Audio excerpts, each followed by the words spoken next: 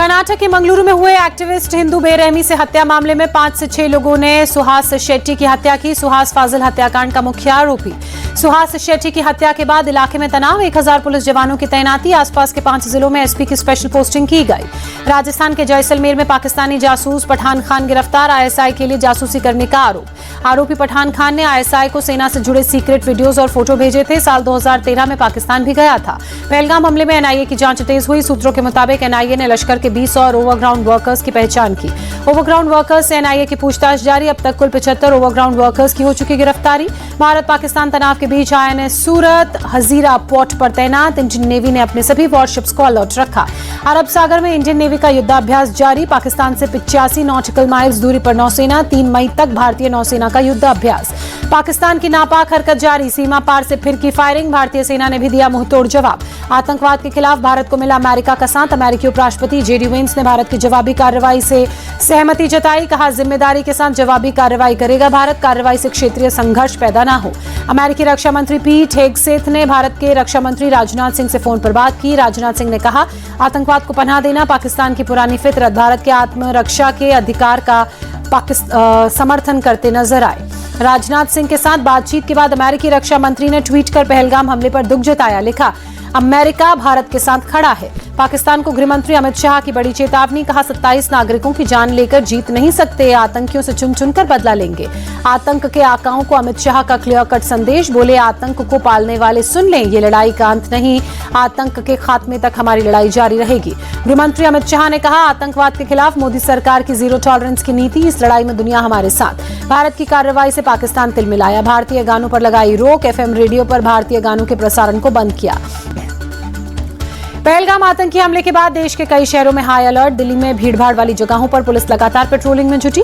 अयोध्या में भी कड़ी की गई सुरक्षा व्यवस्था। पुलिस की टीम शहर में कर रही है पैदल मार्च। राम मंदिर में की गई थी 3 लेयर की सुरक्षा व्यवस्था। नवी मुंबई के पनवेल में पुलिस ने कॉम्बिंग ऑपरेशन चलाया। वांछित और फरार अपराधियों की गिरफ्तारी। विदेशी नागरिकों की पहचान भी जारी। राजस्थान के जोधपुर में कड़ी की गई सुरक्षा व्यवस्था। रेलवे स्टेशन पर लोगों की जांच। डॉग स्क्वाड की भी ली जा रही मदद। जम्मू कश्मीर के बारामूला में हाई अलर्ट। सुरक्षा बलों के जवानों ने चेकिंग अभियान चलाया। दिल्ली के जंतर मंतर पर साधु संतों का प्रदर्शन। पहलगाम हमले को लेकर विरोध। जरूरत पड़ने पर देश के दुश्मनों के खिलाफ लड़ाई की बात कही। कटेंगे नहीं काटेंगे का दिया नारा। यूपी के मुरादाबाद में हेल्थ विभाग के कर्मचारियों ने कैंडल मार्च निकाला। पहलगाम हमले में मारे गए लोगों को श्रद्धांजलि दी। लंदन में भारतीय उच्चायोग के बाहर भारी संख्या में भारतीय समुदाय के लोग इकट्ठा। उच्चायोग के बाहर विरोध कर रहे पाकिस्तानी और खालिस्तानी प्रदर्शनकारियों का विरोध किया। भारतीयों ने एकजुटता दिखाई। बाबा साहेब के साथ अखिलेश यादव की तस्वीर का मामला। यूपीएससी एसटी आयोग ने स्वतः संज्ञान लिया। सपा कार्यकर्ताओं पर एफआईआर दर्ज करने का आदेश दिया।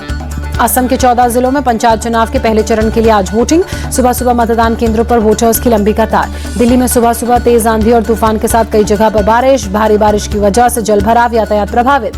दिल्ली में तेज बारिश के बाद कई जगहों पर जलभराव। मोतीबाग इलाके में सड़कों पर पानी भरा। राहगीरों की परेशानी बढ़ी। ट्रैफिक स्लो हुआ। भारी बारिश के बाद दिल्ली में जगह जगह जलभराव। मंत्री प्रवेश वर्मा मिंटो ब्रिज पहुंचे। जल जमाव की स्थिति का निरीक्षण लिया। दिल्ली में तेज आंधी, तूफान और बारिश से कई उड़ानें प्रभावित। 40 उड़ानें रद्द। 100 से ज्यादा फ्लाइट्स डीले। दिल्ली एयरपोर्ट ने यात्रियों के लिए एडवाइजरी जारी की। गुरुग्राम में भी अचानक बदला मौसम का मिजाज। तेज आंधी तूफान के साथ कई जगहों पर बारिश। तेज आंधी के चलते कई जगह पर पेड़ गिरे। हरियाणा के झज्जर में भारी बारिश के बाद जगह जगह जलभराव। लोगों को परेशानी हुई, यातायात प्रभावित। यूपी के मथुरा में भी भारी बारिश के बाद जलभराव। कई जगह इलाकों में सड़कें पानी में भरी। लोगों को आने जाने में दिक्कत। यूपी के आगरा में भी तेज आंधी तूफान के साथ मूसलाधार बारिश का कहर। तेज बारिश के चलते कई जगह पर जल जमाव की स्थिति।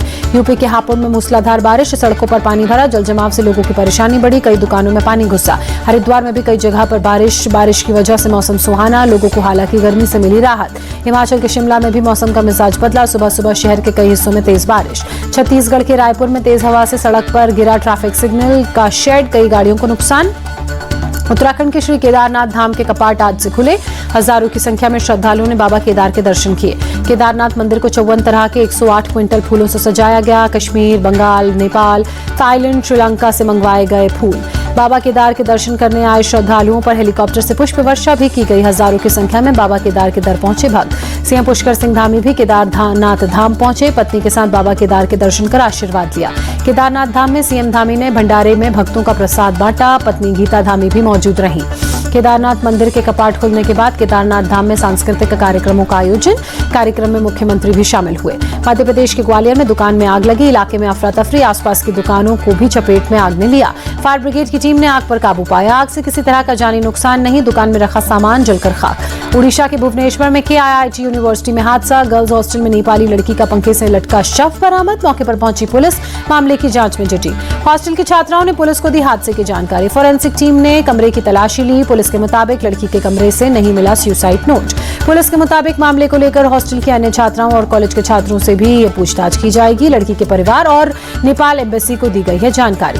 यूपी के संभल पुलिस ने फेक इंश्योरेंस रैकेट का भंडाफोड़ किया। पुलिस ने रैकेट चला रहे शख्स को गिरफ्तार किया। आरोपी से गिरोह के बारे में पुलिस पूछताछ में जुटी। पुलिस ने जांच में आरोपी के पास से भारी संख्या में voter ID, chequebook, PAN card, Aadhaar card बरामद किया। अपने साथियों की मदद से 3 साल से चल रहा था बीमा रैकेट। बीमा रैकेट से जुड़े अपराधी गंभीर रूप से बीमार लोगों और लाइलाज मरीजों को बनाते थे अपना टारगेट। फर्जी तरीके से उनका बीमा हड़प लेते थे और इंश्योरेंस की रकम ले लेते थे। यूपी के अंबेडकर नगर में पुलिस ने लुटेरी दुल्हन गैंग का भी भंडाफोड़ किया। पुलिस ने गैंग में शामिल 5 महिलाओं सहित 9 लोगों को मामले में गिरफ्तार किया। गिरोह से जुड़े पहले से ही शादी के लिए लड़के ढूंढते थे। शादी के बाद दुल्हन पैसे और कीमती सामान लेकर घर से फरार हो जाती थी और गैंग के लोग उसे भागने में मदद करते थे। गुजरात के सूरत में पुलिस और क्राइम ब्रांच का जॉइंट ऑपरेशन। शहर के अलग अलग हिस्सों से करीब 130 बांग्लादेशी नागरिकों को हिरासत में लिया गया। पुलिस सभी लोगों के जरूरी कागजात की जांच में जुटी। अवैध रूप से रह रहे बांग्लादेशी नागरिकों को बांग्लादेश भेजा जाएगा। अप्रैल महीने में रिकॉर्ड GST कलेक्शन। सरकार ने GST से 2.37 लाख करोड़ रुपए जुटाए। पिछले साल की तुलना में GST कलेक्शन में 12.6% की बढ़ोतरी। इससे पहले हाईएस्ट GST कलेक्शन का रिकॉर्ड अप्रैल 2024 में बना था। GST के रिकॉर्ड कलेक्शन पर वित्त मंत्री निर्मला सीतारमण ने कहा, रिकॉर्ड GST कलेक्शन अर्थव्यवस्था की मजबूती को दर्शाता है। केंद्र ने गेहूं की रिकॉर्ड खरीद की। रबी सीजन 2025-26 के दौरान 256.31 लाख मीट्रिक टन गेहूं खरीदा। पिछले साल के मुकाबले 24.78% ज्यादा खरीदा। अडानी एंटरप्राइजेस ने चौथी तिमाही के नतीजे जारी किए। मुनाफा 753% बढ़कर 3,845 करोड़ रुपए हुआ। अडानी पोर्ट्स ने भी चौथी तिमाही के नतीजे घोषित किए। मुनाफा 48% बढ़कर 3,014 करोड़ रुपए पहुंचा। Jubilant beverages Hindustan Coca Cola holdings में 40% हिस्सेदारी खरीदेगा। कॉम्पिटिशन कमीशन ऑफ इंडिया ने दी मंजूरी।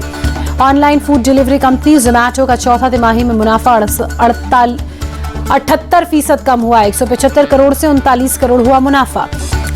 IPL में गुजरात टाइटंस और सनराइजर्स हैदराबाद आज आमने सामने होंगी। अहमदाबाद में शाम 7:30 बजे मैच होगा। सनराइजर्स हैदराबाद पर गुजरात टाइटंस का पलड़ा भारी। अब तक दोनों टीमों के बीच 5 बार भिड़ंत, 4 में गुजरात, 1 में हैदराबाद ने मारी बाजी।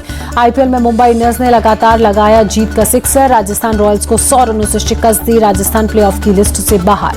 11 में 7 मैच जीतकर मुंबई पॉइंट्स टेबल पर पहुंची। टॉप पर बंगलुरु दूसरे, पंजाब तीसरे और गुजरात चौथे नंबर पर काबिज। सूर्य कुमार यादव के सिर पर सजी ऑरेंज कैप। साई सुदर्शन दूसरे नंबर पर खिसके। सुदर्शन के खिसकने के साथ ही सूर्य कुमार यादव टॉप पर बरकरार। 11 मुकाबले खेलकर अब तक सबसे ज्यादा 445 रन बनाए। रोहित शर्मा ने T20 क्रिकेट में मुंबई इंडियंस के लिए 6,000 रन पूरे किए। T20 में एक टीम के लिए सबसे ज्यादा रन बनाने वाले दूसरे बल्लेबाज बने। इंग्लैंड दौरे से पहले चेतेश्वर पुजारा का बड़ा बयान। कहा, अगर टीम को मेरी जरूरत पड़ी तो मैं निश्चित तौर पर तैयार हूँ। लॉर्ड्स क्रिकेट ग्राउंड में विमेन T20 वर्ल्ड कप 2026 का फाइनल होगा। ICC ने किया बड़ा ऐलान। सात्विक साईराज और चिराग शेट्टी को मेजर ध्यानचंद खेल रत्न पुरस्कार। केंद्रीय मंत्री मनसुख मंडाविया ने किया सम्मानित। भारतीय महिला हॉकी टीम ऑस्ट्रेलिया से 0-2 से हारी। भारत को मिली लगातार तीसरी हार। ड्रीम लीग ऑफ इंडिया ने दिल्ली में टेनिस क्रिकेट बॉल लीग शुरू की। जूनियर और सीनियर लेवल पर प्रतियोगिता, 6 फ्रेंचाइजीज ले रही हैं हिस्सा।